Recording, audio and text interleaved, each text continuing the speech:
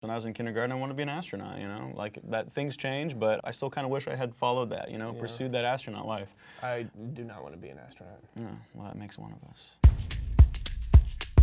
Hi, I'm Vanessa. And I'm Mandy. My name's Ted. And I'm Ryan. And today we're answering Anonymous questions from students.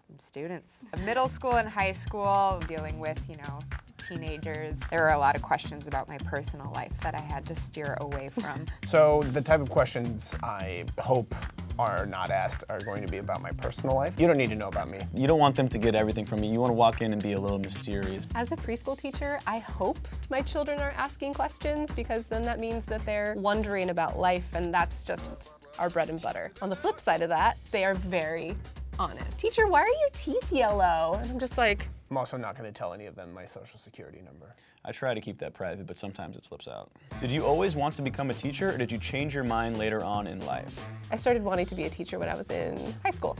I think a lot of the reason I became a teacher was because I really like working with young people. I got the teacher bug also in high school. I was doing some National Honor Society volunteering, tutoring, and I loved that. I still remember the names of the teachers that were great, like shouts out to Mr. Tarquinio. What's up, man? 7th grade. Where you at? I miss you. People like that, they have a big lasting effect on your life, and you want to make that sort of impact. I had some great teachers that were really inspiring, but I also had some terrible teachers. So there was almost like a deep part of me that was like, I can do this so much better than you. I never saw those teachers again, but they know. Do teachers ever ship students together? Basically, mentally pairing them together romantically. I could tell sometimes when there was a crush either or both ways. I don't think I ever looked at a classroom of students and thought, oh, those two would be great. I should sit them next to each other and, start the romance. Does not apply. Yeah, preschoolers probably not. Oh, you guys would be so cute together. In 15 years. I have thought about that, in the future, you guys might be a thing. When a student has unreadable handwriting, do you really grade their essay, or do you give them a grade based off of past performance and participation in class or something? ? No.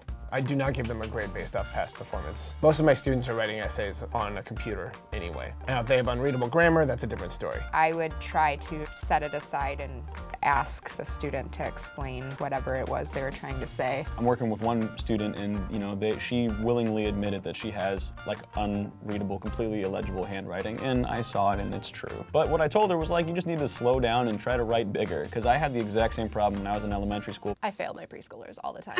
I can't read this. What is this? Why do teachers ask questions to the class and then call on the students who don't have their hands up? It's because we're mean. If I notice that there's a student that isn't really wanting to participate, I may call on them just to engage them, kind of bring them back to the group. You gotta make sure everyone's engaged and paying attention and keep kids on their toes and on top of their game. It would be really boring if just the same two kids who always answer the questions are answering the questions. What are your opinions on the quiet kids?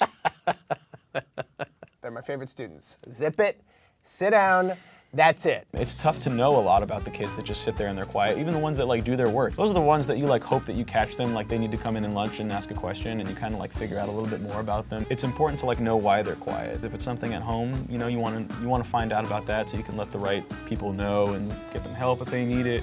If they're just a quiet person just because they don't want to talk or something like that, that's fine too. But it's important to find out the sort of the root cause. Do teachers know all the drama and tea that goes on in the grade or class they teach? Do teachers talk bad about students to other teachers? It's kind of hard for me to answer because they're so young. Little 3-year-old drama. I worked with summer camp before, and we know some of the chisme. The only time I knew of stuff going on was when it impacted things in class. So whether someone was crying or if there was a fight, we would ask, why are you crying or whatever, and try to help them. I wouldn't say that we talk bad to one another. It's more, hey, I heard this. What can we do to help this child? I'm not proud to say it, but in middle school and high school, there were kids that were jerks. And so, we would say oh my goodness, I have this kid this hour and it's rough. We wouldn't say anything super mean-spirited. We just need to vent. You just need to vent. And sometimes too, it'd be kind of do you have any ideas how I can make this better, or... Yeah, your teacher support team is just essential. I like this question a lot. It says, Are there ever times you don't know what you're doing?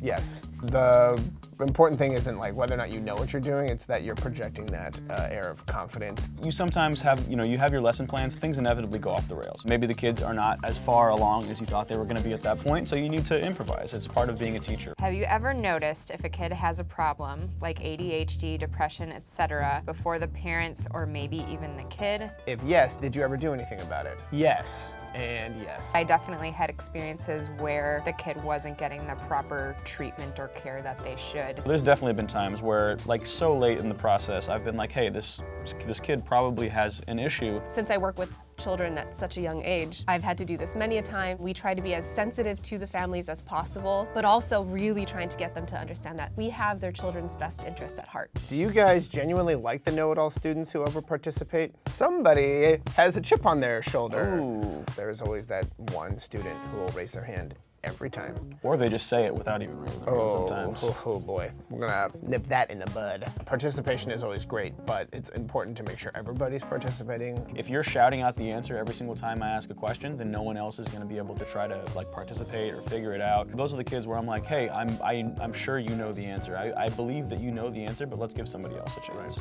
How about somebody else does this one? I like how whoever wrote this is like, I mean, come on guys, you guys really like that person? Like, be you're honest. Expecting us to be like, no, we don't, we hate them. Nope, sorry. This is the one who wrote that is the know-it-all in every Right. class. I hope this was illuminating. I was pretty surprised by how serious the questions were. I thought there were going to be so many embarrassing questions in here. I was like, oh gosh, let's see what they have for us. But I actually really enjoyed answering these questions. We are trying to help you and help you do your best. We genuinely care about you. We want you to do well. If we're new, we're probably pretty nervous. It takes some getting used to, so be cool to your new teachers. You never know what battles someone's fighting, so just remember to be kind. Yeah, don't make fun of other kids' shoes. You can make fun of the teacher's shoes. You could try, my shoe game's on point. You have a good shoe game. I shop at Marshall's, so.